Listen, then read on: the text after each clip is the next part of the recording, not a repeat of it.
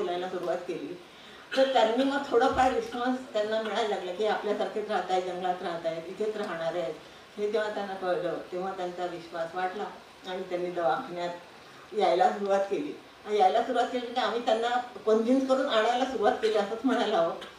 आणि यांनी सांगितला तो प्रसंग आहे की ज्यावेळेला तो माणूस शुद्धीवर आला आणि आपली खाट घेऊन जेव्हा निघून गेला तेव्हा ती जाहिरात झाली. येताना तो त्याला उचलून आणलं होतं आणि ज्या गावातनं आणलं होतं त्या गावातल्या सगळ्यांनी बघितलं होतं की हा माणूस काही जगत नाही, हा काही शुद्धीवर नाही आहे, हा शुद्धीवर येईल असं वाटतही नाही. त्यामुळे त्यांनी त्याची आशा सोडलेली होती. त्यांच्या मांत्रिकांनी त्याच्यावरचे उपकार जे केले होते उपचार, त्याचा काही त्यांना रिस्पॉन्स नव्हता.